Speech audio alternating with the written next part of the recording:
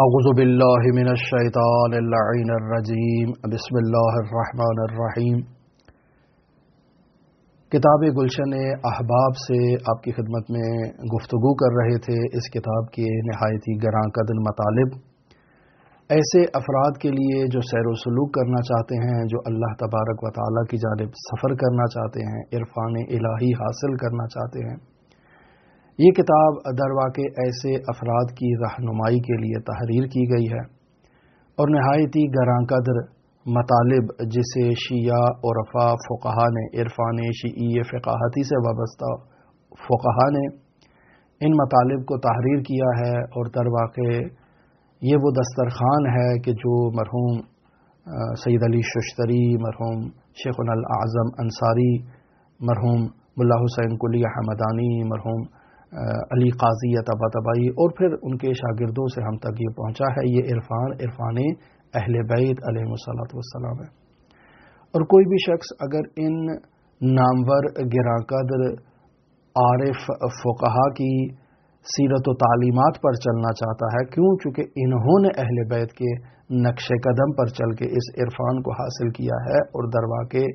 یہ وہ علماء ہیں، یہ وہ فقہا ہیں، یہ وہ عرفا ہے کہ جو ہمیں دین اسلام کا حقیقی عرفان اہل بیت علیہ الصلوۃ والسلام سے لے کر ہمیں سکھا رہے ہیں، ہمیں تعلیم دے رہے ہیں۔ تو در واقع انہوں نے جو تحقیقات کی ہیں، جو پڑھا ہے، جو سیکھا ہے، اس میں سے بہترین پر عمل کیا ہے اور ہمیں آگے اس کی نصیحت کی ہے۔ لہذا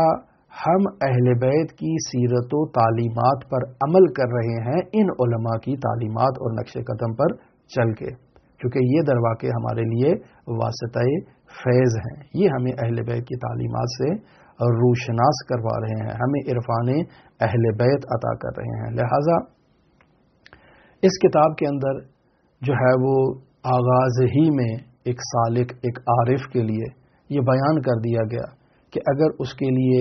بندش کی کیفیت اس کی زندگی میں موجود ہوگی تو وہ عرفان الہی حاصل نہیں کر سکتا، وہ ملکوت کی طرف پرواز نہیں کر سکتا، وہ مسافر اللہ نہیں بن سکتا۔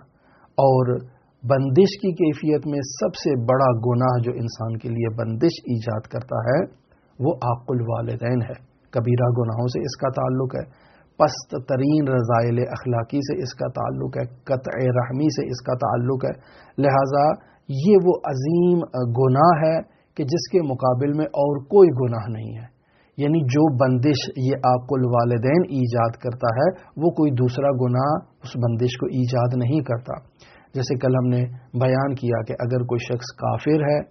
معاند ہے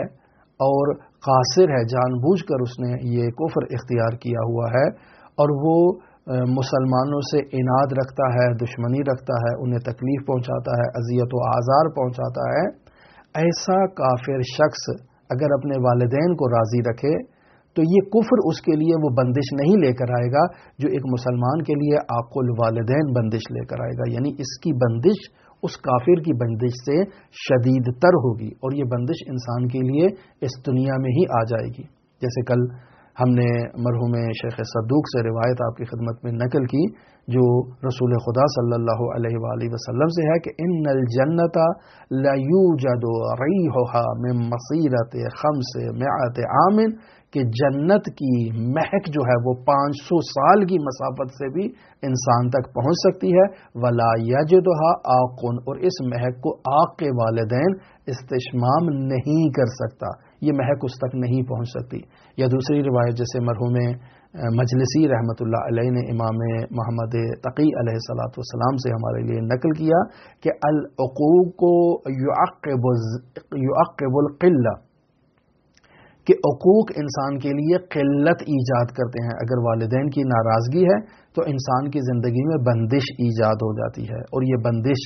انسان کے لیے مال میں بھی ہو سکتی ہے، انسان کی نسل میں بھی ہو سکتی ہے، انسان کی لیے ذلت، رسوائی، شرمندگی اس دنیا میں انسان کا مقدر ہوگی، یعنی یعدی الی الذلہ، انسان کے لیے ذلت کا باعث بنے گی۔ آج جو روایت آپ کی خدمت میں نقل کر رہے ہیں اسے مرحوم شیخ مفید رحمۃ اللہ علیہ نے کتاب الامالی صفحہ نمبر 237 پر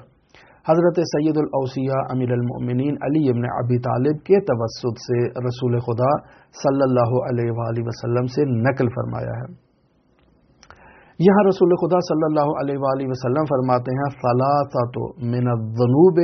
تعجل عقوبتها، یعنی 3 گناہ ایسے ہیں کہ جن کی سزا تعجل، یعنی جن کی سزا بہت جلد انسان کے جو ہے وہ انسان کا دامن تھام لیتی ہے، ولا تؤخر الی الاخرہ، یہ سزا آخرت پر موکول نہیں کی جاتی ہے، یعنی ایسا نہیں ہے کہ انسان کو کہا جائے کہ ٹھیک ہے اس نے دنیا میں گناہ کر لیا اب اس کی سزا اسے آخرت میں دی جائے گی، نہیں، یہ 3 گناہ ایسے ہیں جو اس دنیا میں ہی انسان کا دامن تھام لیتے ہیں، انسان کے لیے بندش کی کیفیت ایجاد کرتے ہیں، انسان کے لیے قلت اور انسان کے لیے ذلت کا باعث بنتے ہیں، اور انسان جو ہے وہ ذلیل و خوار ہو جاتا ہے اسی دنیا میں۔ وہ 3 گناہ کون سے ہیں؟ پہلا گناہ عقوق الوالدین، یعنی والدین کا ناراض ہونا اپنی اولاد سے، والبغی عن الناس، انسان لوگوں کے اوپر ظلم کرتا ہے، لوگوں کے اوپر جو ہے وہ عدوان، ظلمن و عدوانن لوگوں کے اوپر چڑھائی کر دیتا ہے، لوگوں کے حقوق کو اپنے پیروں تلے اور رود دیتا ہے، وکفر الاحسان، جو اس کو اللہ تبارک و تعالی نے نعمتیں عطا کی ہیں وہ ان نعمات سے کفران نعمت کرتا ہے، جو اللہ نے اس پر احسان کیا ہے ڈائریکٹ یا اپنے بندوں کے توسط سے، یہ اس احسان کی ناشکری کرتا ہے، تو اس دنیا میں ہی اسے اس کا اجر مل جائے گا، آخرت میں تو ملے گا ہی، لیکن اس دنیا میں ہی اس کے لیے قبض کی کیفیت ایجاد ہو جائے گی۔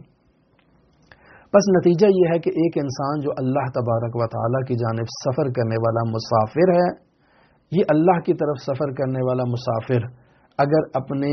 دامن میں عاق الوالدین کا، یعنی والدین کی ناراضگی کا گناہ اپنے دامن میں رکھتا ہو، تو یہ گناہ انسان کے لیے شدید ترین بندش کی کیفیت ایجاد کرے گا،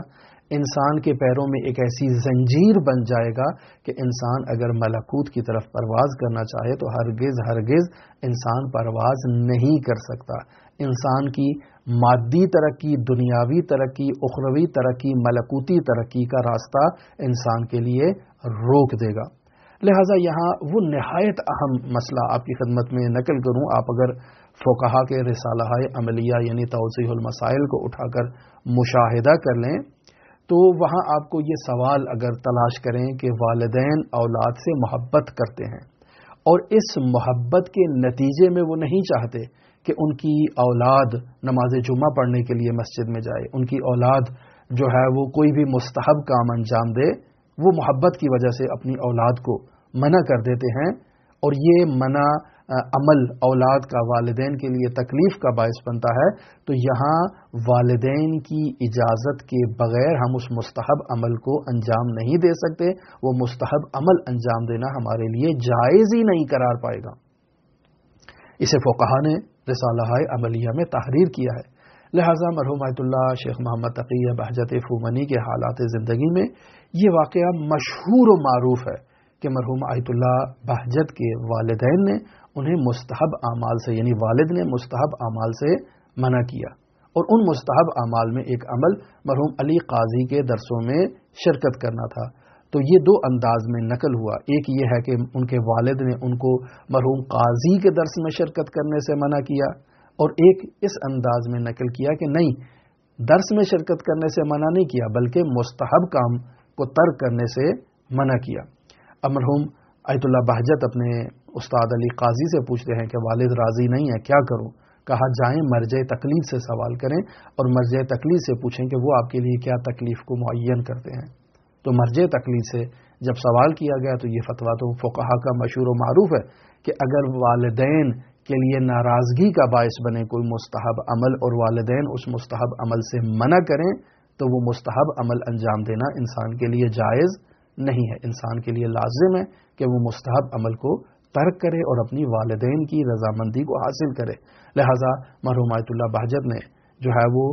ایک تعبیر کے مطابق مرحوم قاضی کے درس کو اس وجہ سے ترک کیا اور چھوڑ دیا کہ ان کے والد نے منع کیا تھا، اور ایک تعبیر کے مطابق مرحوم آیت اللہ بہجت نے کلن مستحبات کو ترک کر دیا کہ ان کے والد ان سے راضی نہیں ہیں ان مستحبات کی ادائیگی پر۔ لہٰذا آپ دیکھیں مرحوم آیت اللہ بہجت نے کس قدر بلند مقامات حاصل کیے ہیں۔ اب اگر خلاصہ کلام، لب کلام کہ اگر انسان کے والدین اس سے ناراض ہیں اور انسان اللہ کی طرف سفر کرنا چاہتا ہے، انسان یہ چاہتا ہے کہ اس کی دنیاوی زندگی میں جو بندش کی کیفیت ایجاد ہو چکی ہے، جو مال دنیا میں قلت ایجاد ہو چکی ہے، جو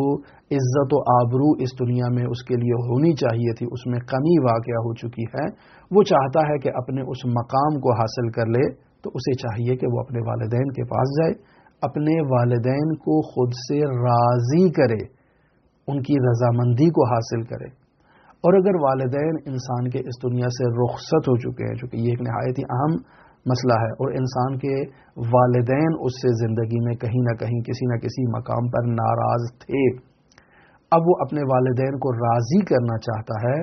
تو ان کی زندگی میں جو انہوں نے اپنے واجبات کو ادا نہیں کیا، مثلا نماز ہے، مثلا روزہ ہے، مثلا حج ہے، جو انہوں نے اپنی زندگی میں ادا نہیں کیا تھا، یہاں اولاد اپنے والدین کی رضامندی کو حاصل کرنے کے لیے ان کے ان واجبات کی قضا کو انجام دے تاکہ والدین اس انسان سے راضی ہوں۔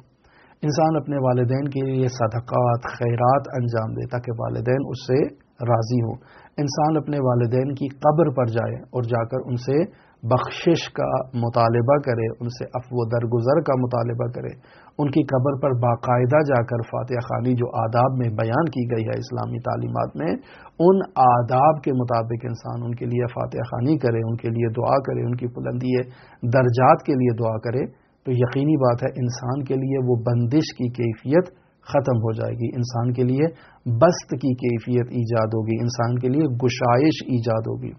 بس والدین جو اس دنیا سے رخصت ہو چکے ہیں، انہیں راضی کرنے کا یہی طریقہ ہے کہ انسان اپنے والدین کے لیے اعمال خیر کو انجام دے۔